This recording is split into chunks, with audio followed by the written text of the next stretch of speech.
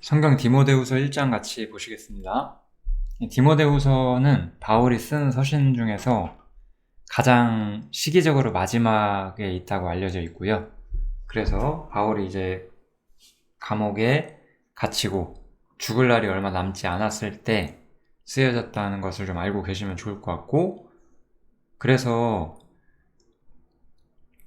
바울이 감옥에 갇힐 때쯤에 어떤 교회의 상황, 이런 것들을 조금 더 정확히 아셔야 디모데후서에서 조금 더 많은 이야기들을 볼 수가 있어요.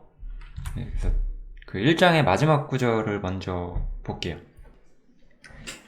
바울은 아시아에 있는 모든 사람이 나를 버린 일을 네가 안 하니? 라고 시작을 해요. 이 초대교회 때 어떤 일이 있었냐면은 우리가 이걸 좀 생각을 해봐야 되는데,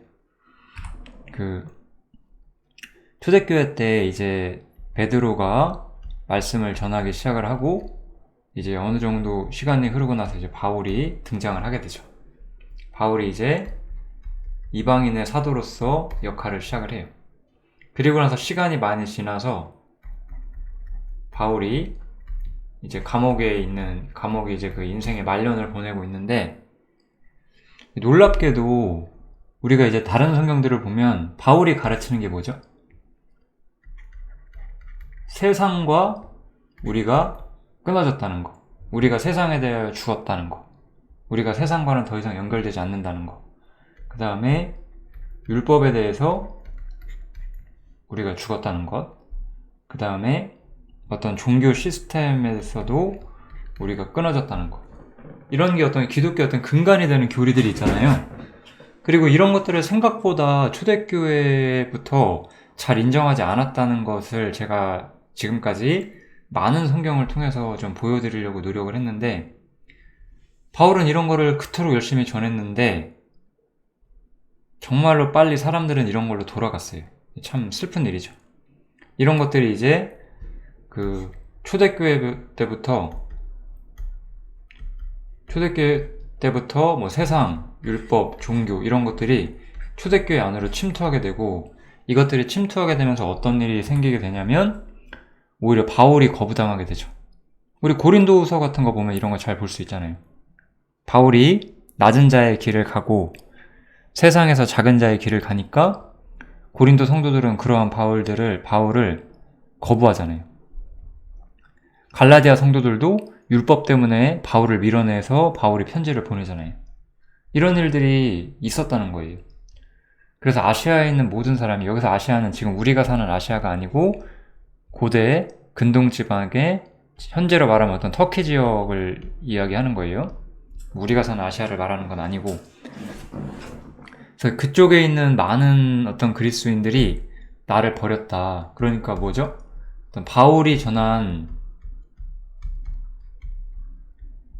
핵심 교리들이 이미 거부당했다라고 우리가 이해를 하시면 돼요. 이게 참 놀라운 일이에요. 이것을 우리가 캐치를 해야지만 디모데후서를 정확히 볼 수가 있어요. 이미 이 초대교회 후반기, 이미 바울 사도가 달려갈 길을 마칠 즈음이 됐을 때는 이미 교회는 황폐화되어 있었고, 바울이 전한 핵심 교리들은 이미 손상되었어요. 그런 사람 중에 뭐 대표적으로 반대하던 사람이 부겔로와 허모게네라는 사람이 있었다고 하고, 또 반대로, 다음 구절이죠. 반대로 이제 오네시보로 같은 사람들은 하나님께서 더 긍휼을 베푸시길 원한다고 해요. 왜냐하면 이 사람은 나를 유쾌케 해주고 사슬에 매인 것을 부끄러워하지 아니하여. 바울이 사슬에 매이고 이런 것들을 부끄러워하지 않았어요. 여기서 우리의 신앙이 결정되는 거예요. 뭐냐면 우리 예수님과 바울의 삶에서 뭘 볼 수 있냐면, 예수님과 바울은 세상에서 낮은 자의 길을 갔어요. 철저하게 낮은 자의 길을 갔어요. 우리가 생각하는 것처럼 겉으로만 겸손하면서 많은 것을 누리면서 겸손한 척하고 교회 안에서만 겸손한 척하는 것이 아니라, 예수님과 바울은 실제적으로 낮은 자의 길을 갔고 세상과 어떤 원수되는 길을 간 거죠. 그런데 사람들이 이런 걸 좋아하지 않죠. 그리고 현대 기독교도 사실 이런 길을 좋아하지 않잖아요. 현재 기독교는 어디로 가고 있죠? 주류 기독교는? 우리 주류 기독교는 세상에서 높은 자리에 높은 자의 자리에 앉아 있잖아요. 많은 어떤 정치, 뭐 경제 그런 지도자들과 연결고리가 있고 어떤 권력과 힘을 가지고 있고 혹은 그런 게 없는 척 하면서도 많은 걸 누리고 있고 그런 게 있잖아요. 그렇지만 실제로 바울과 예수님은 그러지 않았어요. 그러면 이제 사실 대부분의 사실 거짓된 기독교인들은 너희들은 너무 모임의 숫자 규모가 작다. 뭐 유명한 목사님도 없고 무슨 교회 성도도 몇 명 안 되고 뭐 그렇지 않냐. 그런 거보단 저렇게 많은 사람을 따라야 하지 않겠냐. 뭐 이렇게 말하는 거죠. 넓은 길을 가는 거죠. 이름으로써 주류 기독교를 가고 실제로는 바울 사도를 거절하게 되는 거죠. 이런 게 지금도 없는 일이 아니잖아요. 이런 일들이. 사람들은 뭐 그냥 막연하게 성도 수가 많은 교회가 좋은 교회다 이렇게 생각하는 경우도 많잖아요. 근데 이렇게 바울이 전했던 것들이 거절당하고 바울의 어떤 위치가 교회 내부에서 이 기독교 내부에서 바울의 위치가 완전히 제쳐지게 되죠. 그러면 우리들은 성경을 보면서 저 초대교회 사람들은 참 어리석다 이렇게 말하죠. 그런데 우리 또 구약시대 때도 많은 사람들이 선지자를 거절하잖아요. 그걸 보고 이제 예수님 당대의 사람들은 선지자들이 참 선지자 시대에 살던 사람들이 어리석다고 말했는데 어떤 일이 일어났죠? 그렇게 선지자들을 거절했던 조상들을 어리석다고 했던 사람들이 또 예수님을 거절하잖아요. 그런 일들이 항상 있는 거예요. 왜냐면은 이 말씀에 따라서 올바른 길을 가지 않고 넓은 길을 가기 때문에. 그래서 바울이 거절당했어요. 바울이 전한 교리와 바울이 전하는 삶의 방식들은 이미 교회에서 밀려났어요. 이게 진짜 슬픈 현실인 거죠. 지금은 다른 것들이 교회를 차지하고 있잖아요. 많은 사역자들, 성직자들이 지금 전하고 있는 그런 방식으로 거짓된 가르침들이 교회에 가득 차 있죠. 100% 거짓되어 있진 않아요. 진리를 조금씩 섞어서 다른 말을 붙여서 결국은 이 예수님과 바울이 살았던 삶의 방식을 거부하게 되는 거죠. 그런데 여기 나온 오네시보로라는 사람은 바울 사도가 낮은 자의 길을 가는 거를 부끄러워하지 않았어요. 이게 맞다는 걸 정말로 알고 있었으니까. 이런 사람들이 있는 거예요, 지금도. 어쨌든 이런 상황에서 디모데가 할 수 있는 일이 무엇인가를 우리가 생각을 해봐야 되고, 디모데는 여기서 바울에게 많은 가르침을 받아요. 한번 시작해 보겠습니다. 바울은 디모데에게 커다란 사랑과 신뢰를 가지고 있었고, 그러한 인사로 이제 이야기를 시작을 합니다.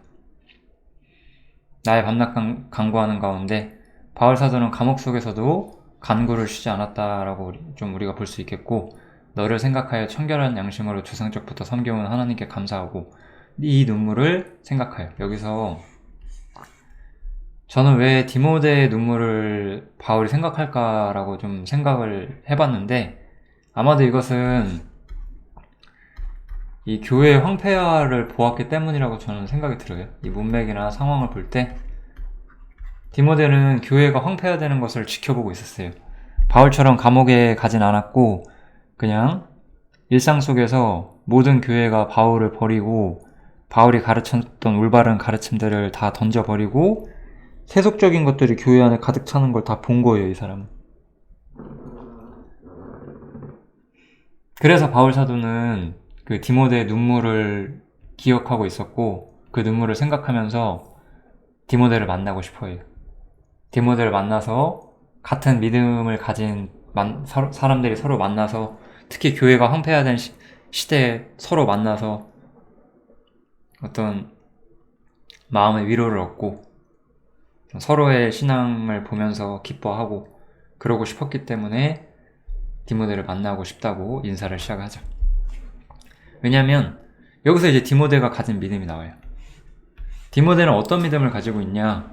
일단 거짓이 없는 믿음이라고 하면서 이 믿음은 먼저 내 외조모 로이스와 내 어머니 유니게 속에 있었다라고 이야기를 하죠.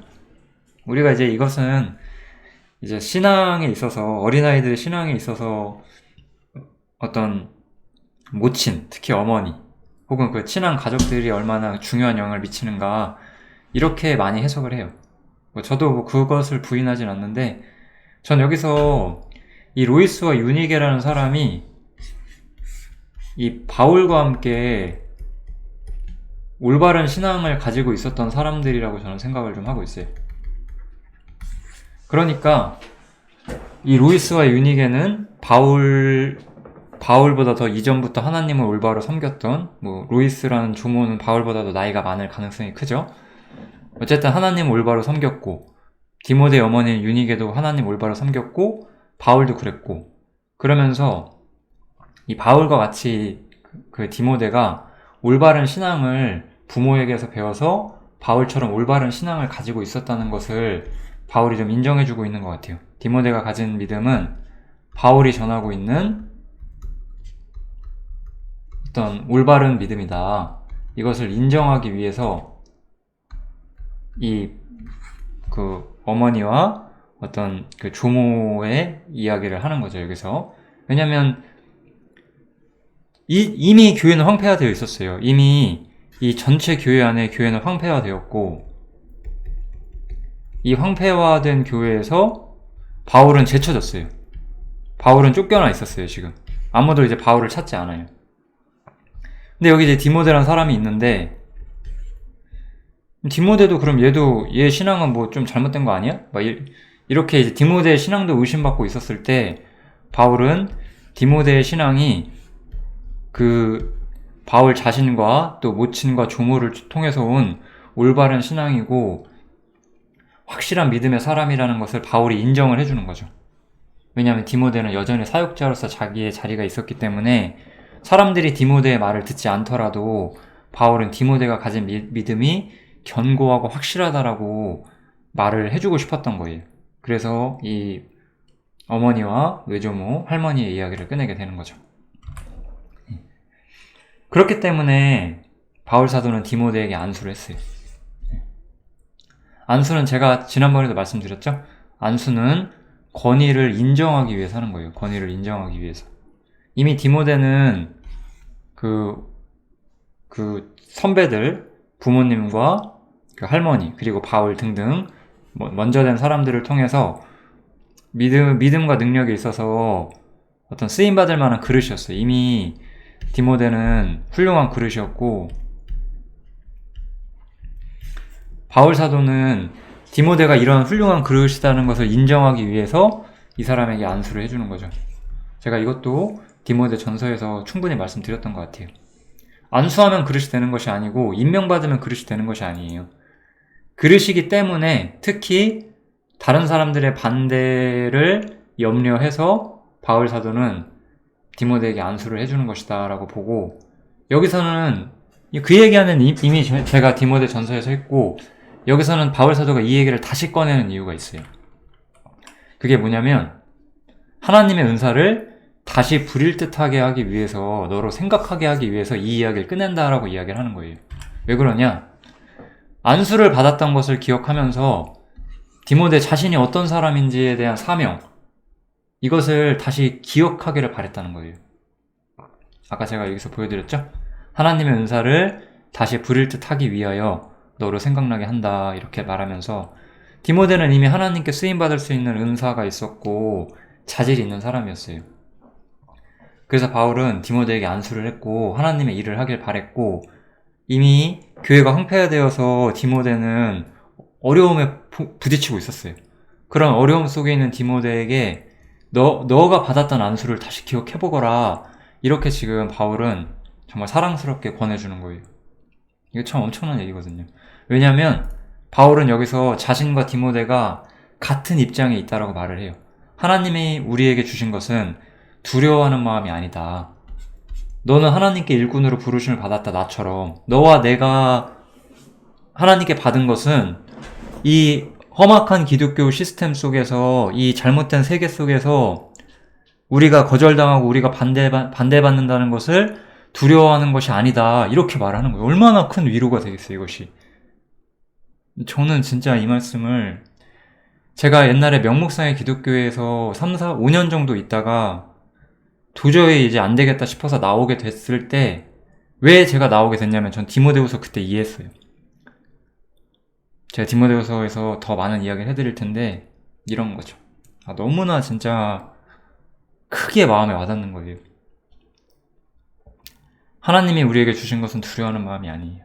이 황폐화된 기독교 세계 속에서 누구 하나도 우리의 말에 귀 기울이지 않을 수도 있어요. 그럼에도 불구하고 우리는 하나님께 능력과 이 어떤 사명을 받은 사람들이다. 바울은 이렇게 디모데에게 말해주고 있어요. 그러면서 오직 능력과 사랑과 근신하는 마음을 우리가 받았다. 이렇게 말을 하고 있어요. 그러므로 네가 우리 주의 증거와 또는 주를 위하여 갇힌 자 된 나를 부끄러워 말고. 아까도 말했지만 이 기독교 안에서 바울의 입지는 굉장히 작아졌어요. 뭐 그럴 수 있어요. 우리는 지금도 약간 사실 어떤 세속화된 기독교에 있을수록 좀 소수로 모이는 사람들에 대한 어떤 그 경계심도 있고 약간 업신여기는 것도 있고 뭐 여러 가지 그런 게 있을 수 있거든요. 우리는 그런 상황 속에서도 부끄러워할 필요가 없고 오히려 우리가 하나님께 확실한 어떤 그 계시를 받고 올바로 행동한다는 것을 언제나 기억해야 돼요. 특히 그 하나님께 은사를 받은 사역자들은 더욱더 그리해야 되겠죠. 저는 제 얘기를 잠깐 해보자면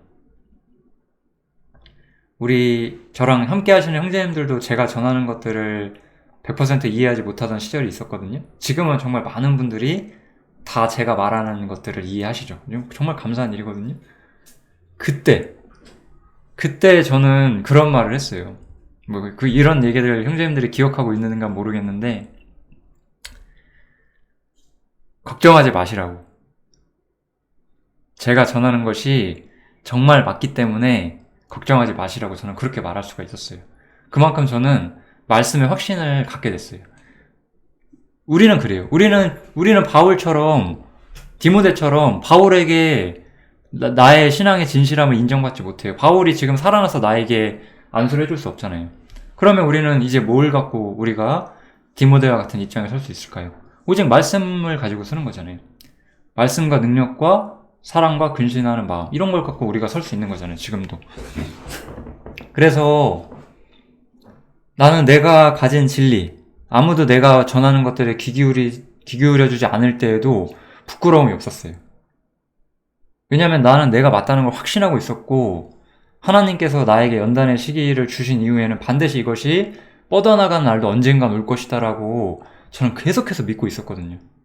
이제서야 좀 뻗어나간다는 느낌을 받고 있고, 제가 명목상의 기독교계를 나오고 한 10년의 세월이 흘렀는데, 그동안 제가 배우고 쌓아왔던 모든 것들을 이렇게 전할 수 있는 것이 참 기쁘고, 또 열매 맺는 것들이 기쁘고 좀 요즘엔 그렇습니다.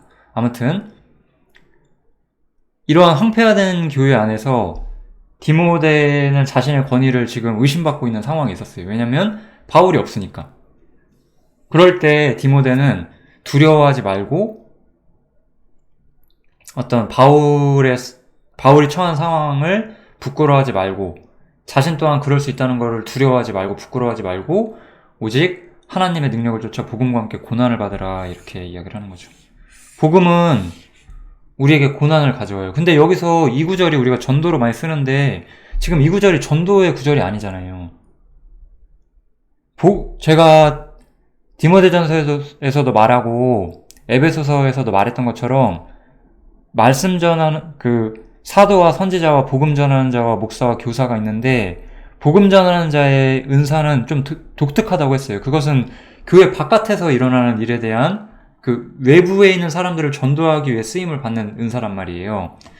그런데 지금 여기서 복음과 함께 고난받는 이유는 이 황폐화된 기독교 세계에서 진리 자체가 지금 퇴색되고 있잖아요. 이것을 지켜야 하는 디모데의 입장을 말을 하는 거예요.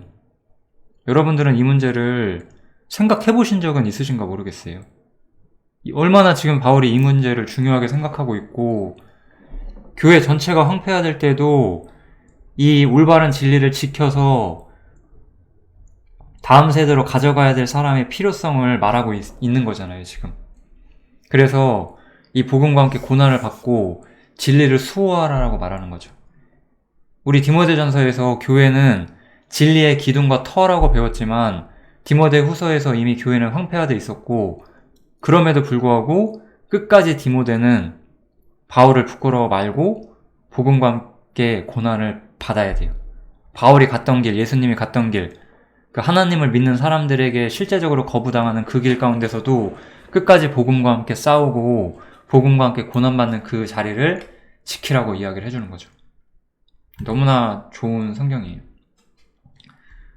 여기서 바울은 우리의 부르심, 바울과 디모데의 부르심 자체를 이야기해요. 왜냐면 제가 그동안 여러 번 말씀드렸잖아요. 하나님이 사람을 쓰고자 부르실 때 이건 우리 모두의 어떤 구원받는 개개인의 부름도 또한 마찬가지겠죠. 그렇지만 이 문맥상 이 하나님의 일꾼으로 우리를 부르실 때 그것은 우리의 행위대로 한 것이 아니거든요. 우리의 행위대로 한 것이 아니라 오직 하나님의 뜻과 영원한 때 전부터 그리스도 예수 안에서 우리에게 주신 은혜대로 하신 것이다 라고 말하는 거예요. 그래서 바울은 디모데가 가진 은사와 사역과 사역자로서 디모데의 자리가 있잖아요. 사역자로서 너 디모데가 받은 자리는 하나님의 은혜대로 너에게 주어진 것이고 영원한 때 전부터 예비된 것이며 하나님의 뜻대로 된 것이기 때문에 두려워하지 말라고, 복음과 함께 맞서 싸우라고, 디모데 네가 어떤 사람인지를 잊지 말라라고 다시 이야기를 하는 거예요. 그렇게 하기 위해서 내가 너에게 옛날에 안수해줬던 것을 기억해라. 바울은 그렇게 디모데에게 말하고 있는 거예요. 디모데후서는 교회가 황폐화됐다는 걸 알고 이 황폐화된 곳에서 내가 무엇을 해야 할지를 느끼기 시작하는 사람들에게는 정말 찬란해요. 그 전까지 디모데후서는 아마 여러분들의 눈에 열리지 않을 거예요. 왜냐? 그 황폐화된 곳에서 같이 사는데 되겠어요, 그게? 그런 사람들에게 디모데후서는 아무런 값어치가 없어요. 디모데후서가 값어치를 가지려면 여러분들이 복음을 위해서 고난을 받으실 줄 알아야 돼요. 황폐화된 기독교를 거부할 줄 알고 진리를 수호할 줄 알아야 돼요.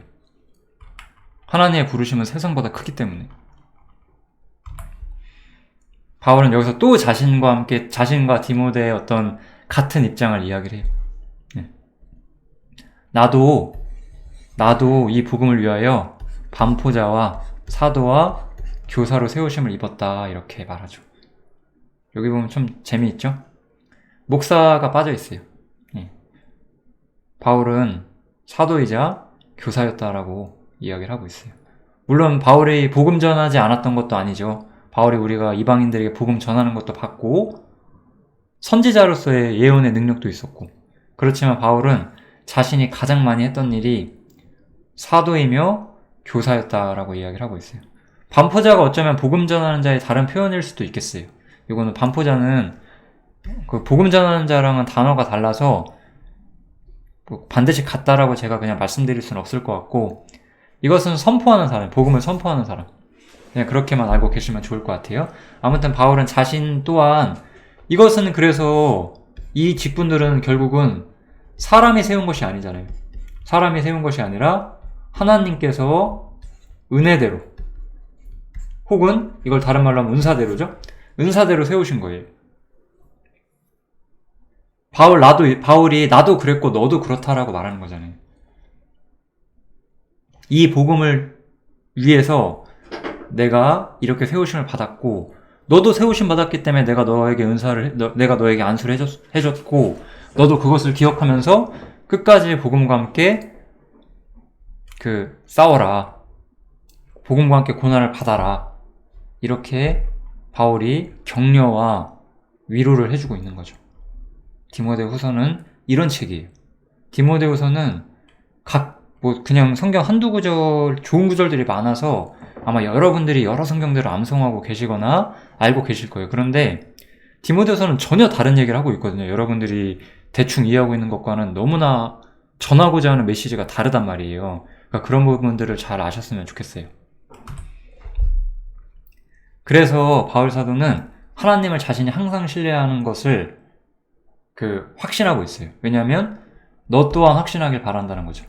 디모데도 그러길 바라면서 이야기를 해주는 거죠.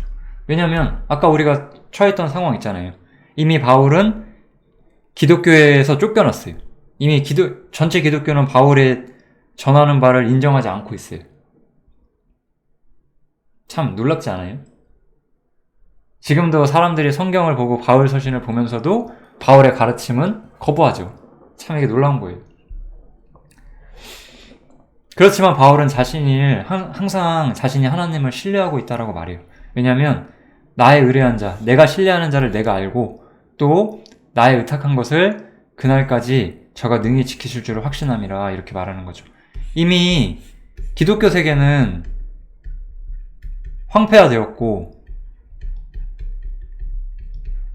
바울은 이 황폐화된 기독교에서는 바깥으로 나간 상태였는데 하나님께서 바울과 함께 하신다는 것을 바울은 항상 알고 있었다는 거예요. 하나님을 신뢰했고 디모데 또한 그러기를 바란다는 마음으로 이 이야기를 해주는 거죠. 여기서 제가 이건 이제 디모데와 바울의 이야기인데 우리 또한 그렇다는 이야기를 조금만 하고 싶어요. 우리 요한계시록에 보면 이 버가모 교회, 세 번째가 버가모 교회죠.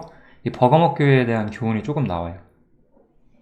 근데 버가모 교회의 요한계시록 7교회는 설명하는 방식이 있잖아요. 누가 말했는지를 이야기를 해주고요. 다 예수님인데 예수님의 다른 측면들을 말하는 거죠. 그래서 좌우의 날성검. 이분은 어떤 진리를 가지고 옳은 것과 그른 것을 나누시는 분으로서 진리 좌우의 날성검을 가진이라고 말하는 거예요. 하나님께서는 거짓을 쳐내실고 거짓을 잘라내실 그런 분이거든요. 그래서 그런 왜냐면 버가모 교회에 거짓이 많이 들어왔기 때문에 여기서 예수님은 거짓을 베어내는 분으로서 묘사가 되어 있는 거죠. 버가모 교회는 참 놀랍게도 사단의 보좌가 있는 곳이라고 책망을 받아요. 거기에 사단의 위가 있는 데라 이렇게 말을 하거든요. 그래서 사단의 보좌가 있다는 건 뭐예요? 이미 버가모 교회의 주인은 누구다? 사단이다 이거죠. 왜 이렇게 성경에 써 있는데 현대 우리들은 이런 구절들을 유심히 생각하고 고민하고 걱정하지 않을까요? 현대 기독교 시스템과 명목상의 기독교회가 되고 어떤 성경의 말씀을 떠난 교회 형태라는 것은 사단이 그 주인이 된 보좌가 돼 있는 형태인데 근데 이런 거 알면서도 교회에 붙어 있는 사람들이 많아요. 심각한 거예요. 범죄하고 있는 거죠. 이런 것 안에는 또 어떤 사람들이 있겠어요? 발람의 교훈을 지키는 자들이 있어요. 그래서 이런 상태에서 이기는 자들, 진리를 지키고 올바로 행동하는 사람들에게는 흰돌이 주어진다라고 성경은 이야기하고 있어요. 흰돌은 뭐죠? 흰돌은 옛날에 로마 시대 때 어떤 의견 논쟁 같은 게 있을 때 찬반 투표를 하잖아요. 그래서 찬성할 때는 흰돌을 던지고 반대할 때는 검은 돌을 던져요. 그래서 흰돌이 주어진다는 말은 하나님께서 나를 지지하신다는 거예요. 나에게 찬성하신다는 거예요. 이 버가모 교회가 거짓으로 가득 차 있을 때 올바로 진리를 행하는 사람들은 세상 교회 시스템이나 세상 사람들과 혹은 그 세상의 기독교 지도자들이 내가 잘못됐다고 말할지라도 내가 말씀 안에 서 있으면 나는 위로를 받을 수 있어요. 왜냐면은 하나님이 나에게 흰돌을 주신다는 걸 내가 알거든요. 하나님은 나를 지지한다는 거를 알거든요. 특별히 감추인 흰돌이라고 되어 있잖아요. 감추인 흰돌. 감춰져 있어요. 세상 사람들은 하나님이 나를 지지하는 걸 몰라요. 그렇지만 나는 말씀을 통해서 알 수 있고 우리는 이런 걸 통해서 정말 세상은 주지 못하는 위로를 받아야 돼요. 바울은 그런 감정을 언제나 가지고 있었어요. 나의 의탁한 자를 내가 알고 또한 나의 의탁한 것을 끝까지 지켜주실 것을 내가 확신한다. 언제나 항상 하나님이 나의 편이고 또 디모데 너의 편이 돼주실 것이다. 그것을 걱정하지 말고 복음과 함께 고난을 받아라. 이렇게 커다란 위로와 어떤 격려, 용기를 북돋아 주는 거죠. 이게 바로 디모데 후서가 가진 성경의 힘이에요. 디모데 후서 너무나 중요하거든요. 이 말세에 정말 거짓으로 가득한 기독교 세계를 사는 방법이 무엇이냐를 가르쳐주고 있어요. 꼭 기억하시면 좋겠습니다. 그래서 여기 나온 것처럼 끝까지 믿음을 지켜라. 복음과 함께 고난을 받아라. 이게 바로 바울이 디모데에게 하고 싶은 말이었어요. 너는 그리스도 예수 안에 있는 믿음과 사랑으로서 내게 들은 바 바른 말을 본받아 지키고 우리 안에 거하시는 성령으로 말미암아 내게 부탁한 아름다운 것을 지키라. 디모데는 바울처럼 하나님께 은사를 받은, 은혜를 받은 사역자였고 끝까지 바울에게 배운 대로 그리고 여러 사람들에게 배운 대로 올바른 믿음을 끝까지 지켜내라. 그리고 복음과 함께 고난을 받으라고, 그것을 잊지 말라고 바울 사도가 편지를 쓰는 거예요. 디모데후서는 1장은 일단 이 정도까지 하면 될 거예요. 맨 마지막 이야기는 제가 가장 먼저 말씀을 드렸죠. 그래서 디모데후서는 이런 성경이었구나, 이것을 좀 아시면 좋겠습니다. 디모데후서 1장은 여기서 마치겠습니다. 감사합니다.